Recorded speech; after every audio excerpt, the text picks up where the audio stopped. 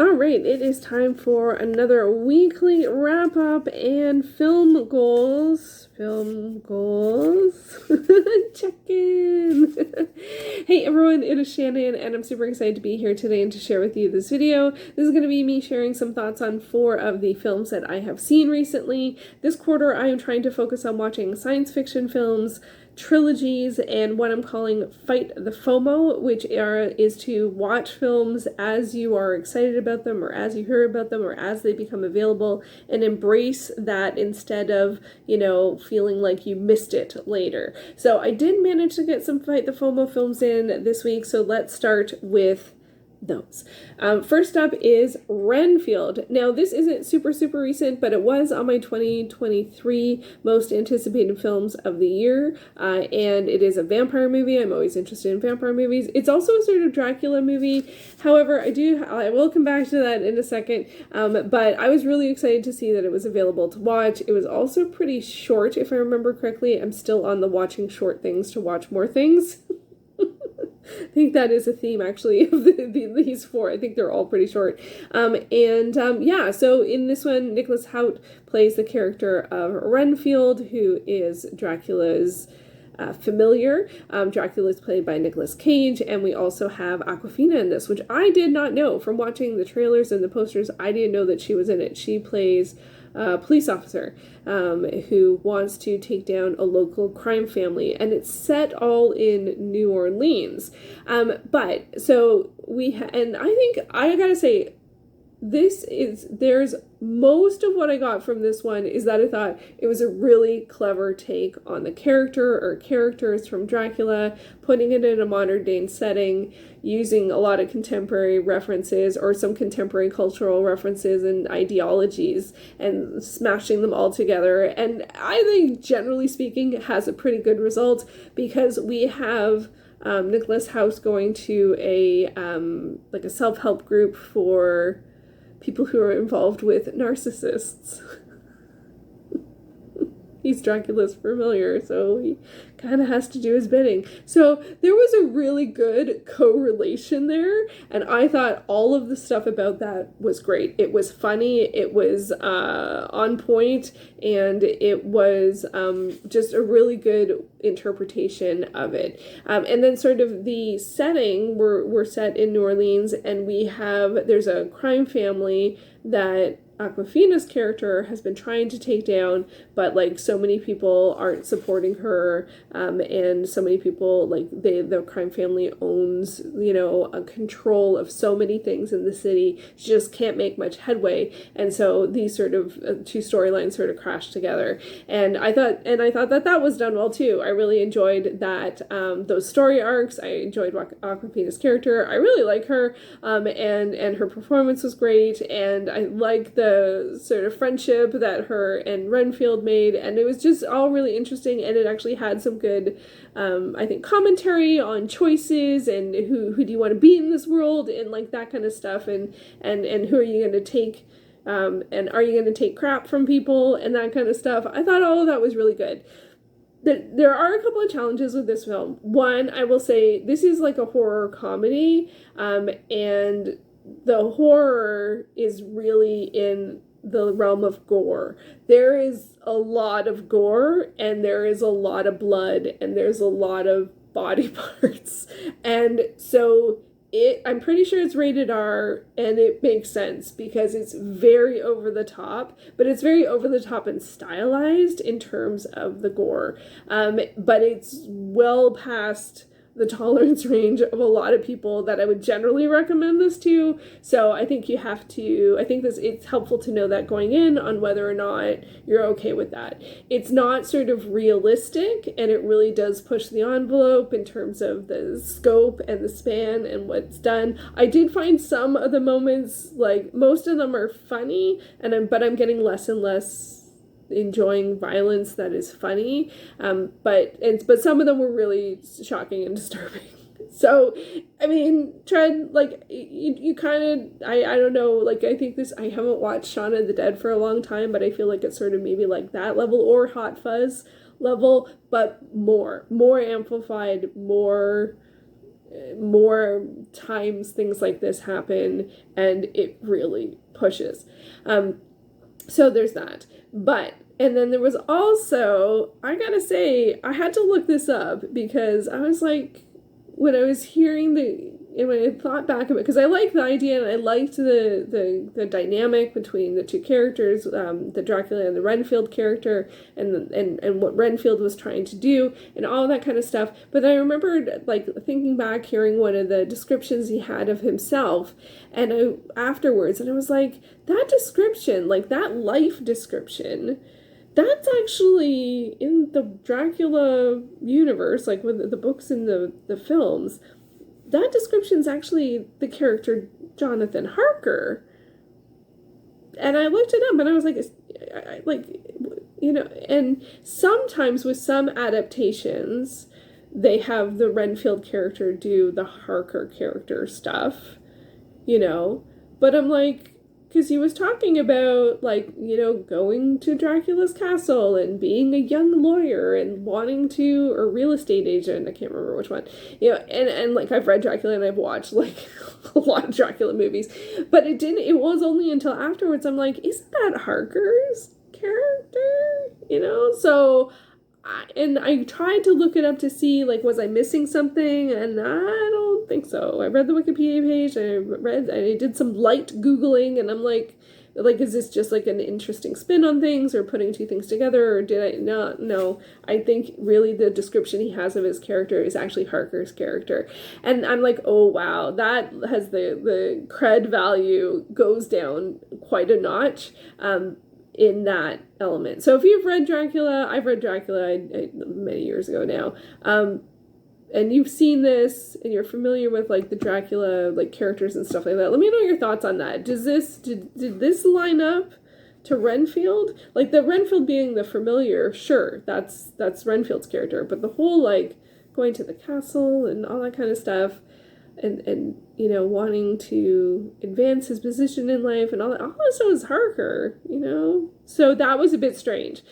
But putting that aside, if you could put that aside, I actually quite enjoyed it. I like this sort of the light social commentary, and also it had one of the women in it, the woman who is the head of the crime family. She is fabulous. Oh my gosh, she's a great voice.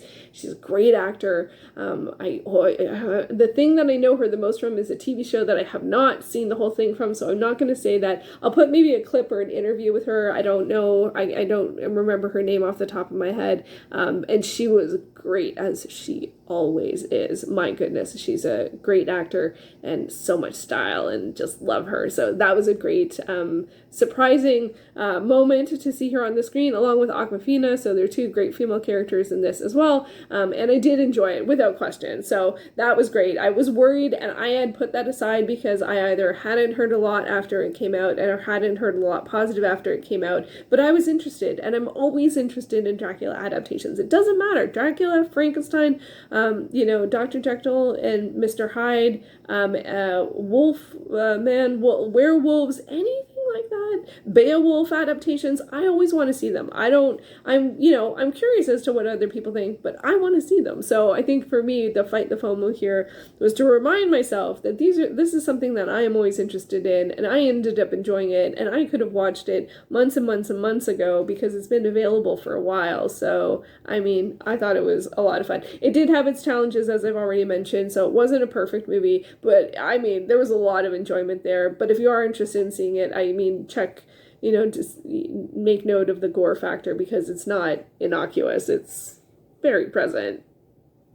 Very present. Next up, another Fight the FOMO one, and this is one that I just had heard a few things about, and not too much, but enough to be curious about it, and I decided to go for it, and that is Bottoms. Oh, the poster's not going to help out too much there. Can we do that? Okay, so this is another 2023 film. I actually didn't know anything about it.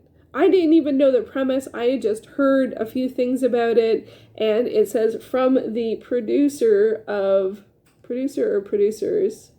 Pitch Perfect and Cocaine Bear.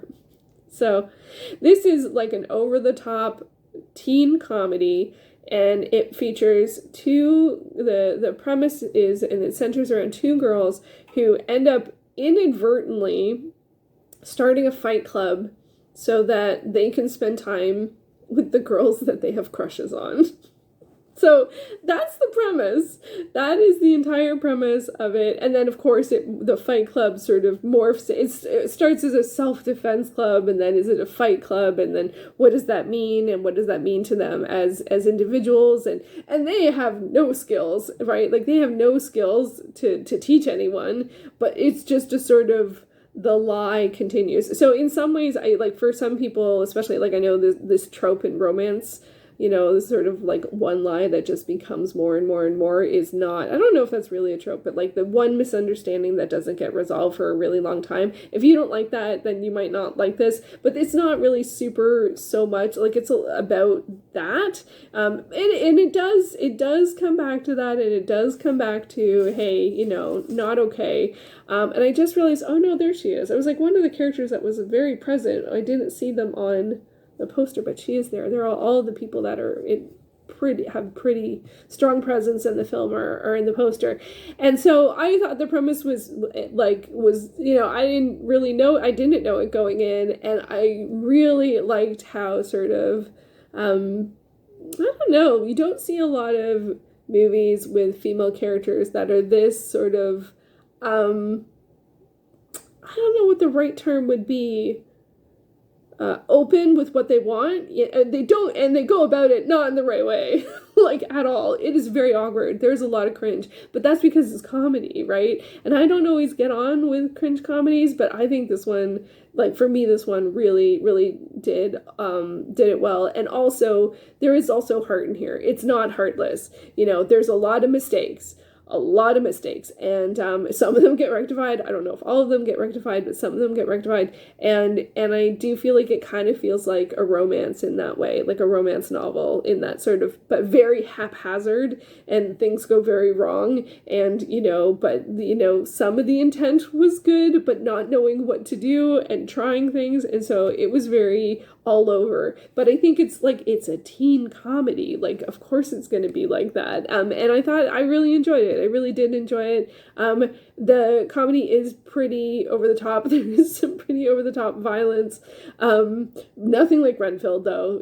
Does not go that far. But, but I thought it was interesting. And it's amazing when comedies can be so over the top, but also really hit the nail on the head in terms of some actual oh, and that's too far, it really got it. Like, I felt like tonally, in terms of the moments, that there was meaning, that it wasn't just like off the cuff everything. It was awkward and cringe because it needed to be awkward and cringe, and then it was touching and meaningful because it was touching and meaningful. So I really thought it did a great job at all of those things. So I highly recommend that one. And I really am glad that I took a chance on it, especially because I don't tend to fare well with comedy, and there's 2 comedies in a row that I liked. Who would have thought? That's why you don't swear off a whole genre, right? You don't swear off a whole genre. And then we come to one. Where am I going to go here? Okay, I'll go with this one. Now, last week, in the last video, I mentioned that I ended up watching My Favorite Brunette, which is a comedy, because I was really tired, and I was not able to sort of maintain and retain some of the sort of slower paced or heavier stuff or art house stuff that I tried. And I only knew that because I started 2 films and then I put them to a side. But a couple of days later, I did come back to finish those off. So these are the 2 films that I substituted in My Favorite Brunette for. So the first one was a film that I knew nothing about. I just watched it. It was on Canopy, and it looked like it was a film about film, and it had an interesting title, so I thought I would give it a shot. And it is La Vida Util, and I'm not sure how to pronounce this word, Cuento de Cine. It's also known, the English title is A Useful Life. This is from 2010. It is a Spanish-Uruguay co-production, and I watched it in Spanish with English subtitles. It is, as the poster would indicate, in black and white, and it follows a man who works at what feels like an art house theater or a festival type theater, not like a film theater, a theater that shows movies and has sort of special programming and special presentations, and they have like a radio program and they get submissions, and but it's clear that the audience is not huge. But there is a fair amount of meaning in the work to him and the people that he works with in the realm of film. So on paper, this feels like it would be like just a total win for me. And film, about the love of film, and I could not get into it. It was very slow starting. I had a hard time, which is, not a terrible, but just like on the day I was trying to watch it, I was like, what is this about? I was too tired to not watch something. I needed something obvious, which is why I switched to my favorite. And then this had a level of patience and calm that I did not have at the time I started. So then when I came back to it, I was like, okay, like it still took me a while to figure out like even what it was about. So because we're following different people, and then it was mostly about this one guy, and it just felt like sort of like a day or a couple of days in a life of a person. Like the pacing was very gradual, like very slow, very realistic, like very real time. But I felt like I didn't understand what I was supposed to be getting. Like it was just sort of scenes of someone's life. I didn't feel like there was a huge love of film, although there obviously must be. But there wasn't a lot of enthusiasm, and there was very little drive. Like there was very little intentional anything. It felt very passive. And I think that is one of the reasons why it didn't super stick with me, and it didn't really win me over. And there is a sort of like a culmination of a couple things, and and then there's some tension and some conflict and all that kind of stuff. And I feel like we're supposed to, I felt like as an audience member, I'm supposed to be empathetic, but I wasn't. And then there was a big speech kind of thing about something, and I'm like, I don't agree with that sentiment at all, like in any way, shape, or form. And I realized because I don't agree with that sentiment, it's probably why I'm not enjoying the film, because they're probably saying the same thing. I'm not entirely convinced of that, but I have a feeling, because it sort of culminated to this moment, which was a completely artificial moment, because this character did not, like, it didn't make sense for him to be in this situation giving a speech of all things. And I'm like, what? Like it felt like they needed a moment for him to talk to people, and then what he said, I was like, don't agree, hard pass. And it just felt so artificial, and there was this false sense of authority, and I'm like, that wasn't challenged really. And I'm like, oh, this is just really getting my hackles out. Like I just really was not enjoying it. And it's been a while, and it's also pretty unusual for me to have this kind of feeling with a film that most people would term more like artsy fartsy, right? I don't have a problem with artsy fartsy at all, especially with like a film that's about art. But is it about art? I didn't feel like it was about film. I just felt like it was a day in the life of this guy, and he was pretty passive about things and let things slide, and and just sort of didn't engage very much. And I'm like, I'm not really, like, am I rooting for him? Am I rooting for this theater? I should always be rooting for theater. I should always be rooting for art. But I'm like, I don't know. Like, that seems like a reasonable argument against the situation. I'm like, what is going on? So it was not a good fit for me, unfortunately. So anyway, and that often especially can happen when I'm like, this is something, I don't know anything about it, I'm going to watch it. And I did. So, and it's also interesting to see, it's the second film that I've watched recently that's a shorter film that sort of culminated to like a speech moment. This also happened in the Hungarian film that I watched, which with the title, I don't think I can pronounce, Shotaj. but it also like sort of built up to sort of like this monologue, but that monologue was just in the Hungarian film was just, it was so good. It was so good. It made the film worth it. In this, I was like, I don't agree with you. I don't believe you. I don't feel like these people listening to you should be listening to you. What are you doing here? Who are you in this situation?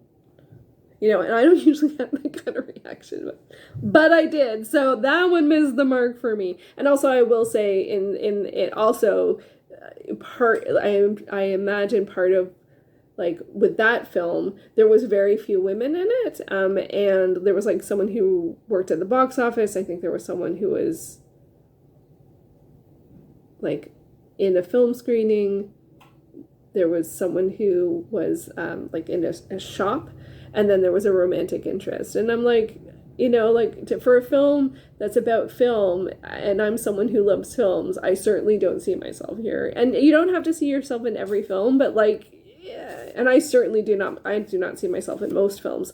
But it just, you know, it's like sometimes you have a stronger reaction to something that feels like it should be something that you enjoy versus something that you don't think there's going to be a good fit, and that's fine. But when you think that it could be a really good fit and then it's not, it's more disappointing. So anyway, let's move on. So the last one for this set of films is an artsy film and is also in black and white, and that is Archangel. This is a film from 1990.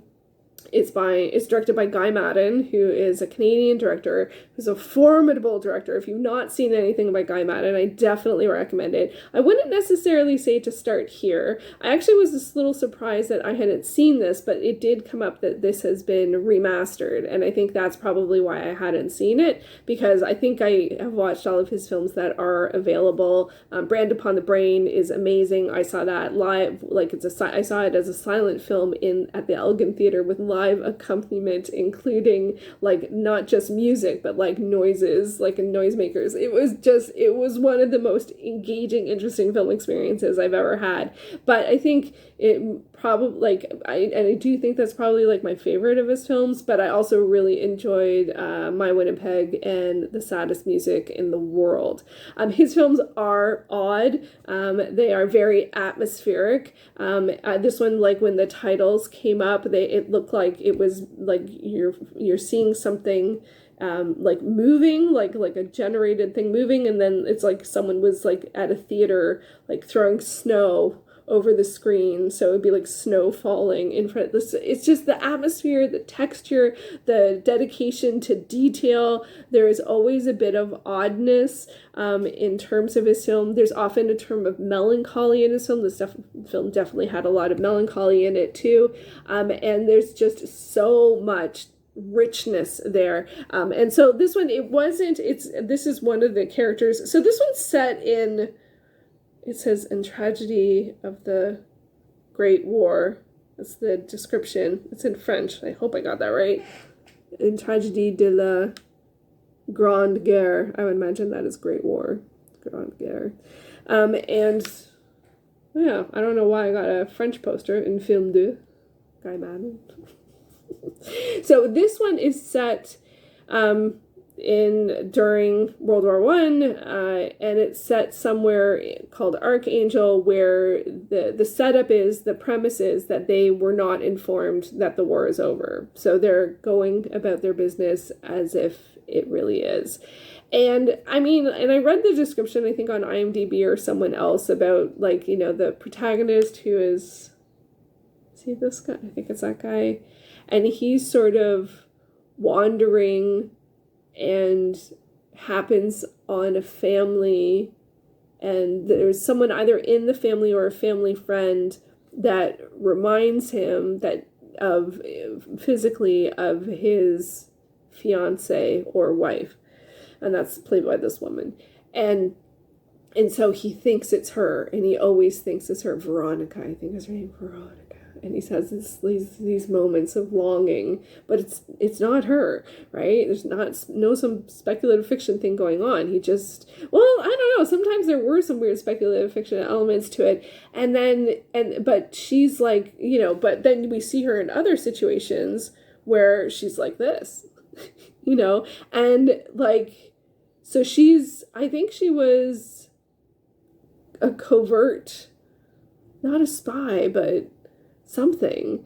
And I'm not entirely sure, but I mean, with a Guy Maddin film, I'm not always there for the plot. I'm there for what on earth is going on, and genuinely I am not entirely sure, and that's okay with me. I'm not, as I said, I'm not there for the plot. Like, there's all of this interesting, engaging texture and atmosphere, and like, what is he longing for? Why is he there? What really happened to Veronica? You know, and there was this whole thing about amnesia and or brainwashing. So there was this sort of, I don't know if you can consider that speculative fiction, but it was a bit loosey goosey on like how or why it worked, and that was interesting too, about sort of sleeper cells or something. I'm not sure, but I was always curious and engaged and wondering, and there was so much intensity and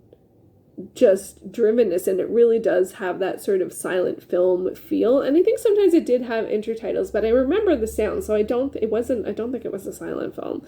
It's horrible that I don't remember. Again, this is another one that I started watching. I realized I was too tired to watch something that was this vibe and this good, and that, you know, for Guy Maddin, I'm like, no, I got to be in good shape to watch a Guy Maddin film, because I love his work, and it was a real treat to be able to see something, but it did feel like less polished. But it's not, it's always, there's something just, it's so theater-like. They're so like, you're not supposed to believe that, you're supposed to understand that this represents that. You know, it's like when I was watching the Hammer horror film, the Gorgon. It's like the props are huge, right? Like, it's as if you're watching something like in a theater. So you're far away, so it's got to be big, so you understand what's going on. So it's just like, I don't know, like, it's just that exaggeration and setting the tone and setting the stage, and the oddity of like some of the sets and some of the atmosphere and the fog and the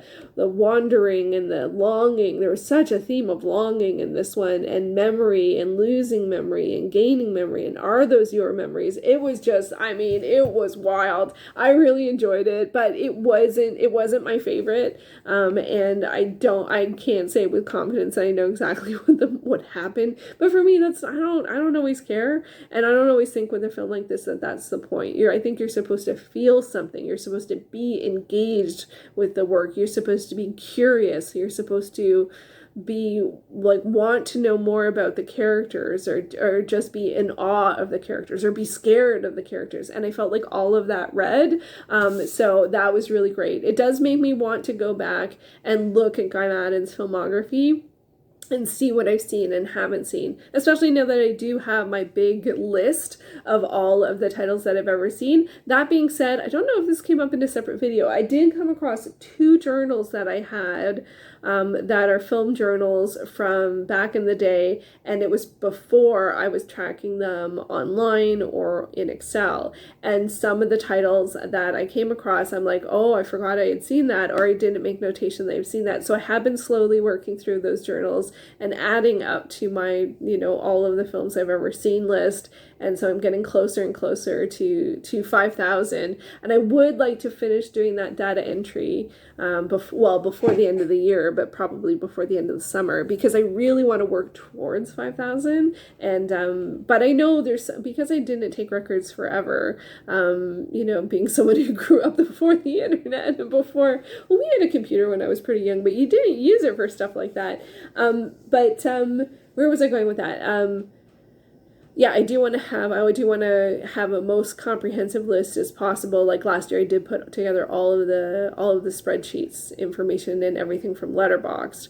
But I did find those 2 journals, and I'm like, oh, there's some more movies in here, or at least I can complete like the date I had seen things, even if I had notated that I had a record that I'd seen it. I can add like when I saw it and where I saw it and who I saw it with and why I saw it. Why I saw something. And this is something that I feel like people don't talk about as much.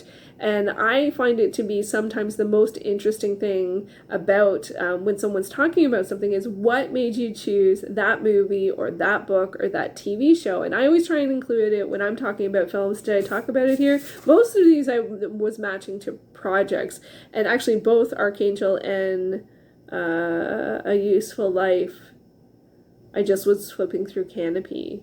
To be honest, I just wanted to get one more movie in, so I didn't have, it wasn't the Fight the FOMO, it wasn't the trilogies, it wasn't science fiction. I was just trying to get more movies in, and both of them were short. I forgot to say that, and I didn't notate it here in my notes. I think they were both like in this sort of an hour and 10 range, because I really am just trying to get more and more films in. And I do find it hard. I usually try and watch 3 in one day, but sometimes I find it hard. So I think one season I might try, or for 1 month or something, I might try to pair like a long movie and a short movie, and then watch something that's sort of like a regular length movie. Because I find I am never choosing anything that's over 2 hours, and I'm almost never choosing something that is 2 hours. And there's tons of movies out there that I want to see that are long. So, but I think I need a list of short film also, and then a list of long film, and that might be an interesting pairing for an upcoming challenge. I didn't mean to go that far and maybe spoil something or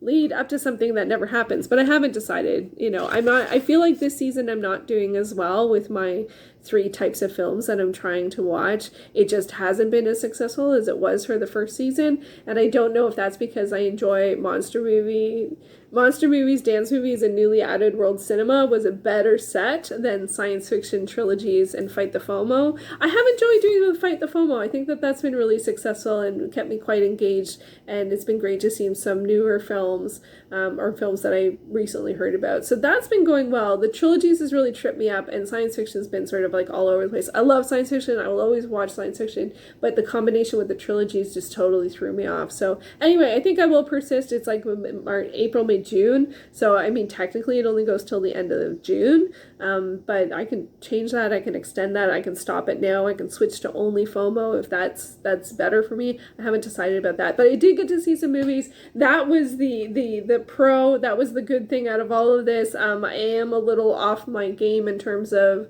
watching and doing videos and all that stuff, but I'm trying to get back into the swing of things. So I hope that you enjoyed this. Let me know, have you seen any of these films? Renfield, Bottoms, Archangel, or A Useful Life. I also had been sad because I hadn't been watching as many international films. I watched tons in the first quarter, but not so much this year, or the second quarter, but I did enjoy A Useful Life, and that's one of the first ones this year that I actually really didn't. So that's not bad, actually, to get to June before that happens. I think I'll take that as a win, perhaps. Anyway, that's what I have seen recently. I will be back hopefully soon with another video. Let me know if you've seen any of these movies or any FOMO movies that you've watched recently. Have you seen any Guy Maddin? He does such interesting work. Oh, such an artist, such a visionary. I love his stuff. So there we go. That is what I've watched recently, and I will be back soon with another video. Take care. Thanks for watching.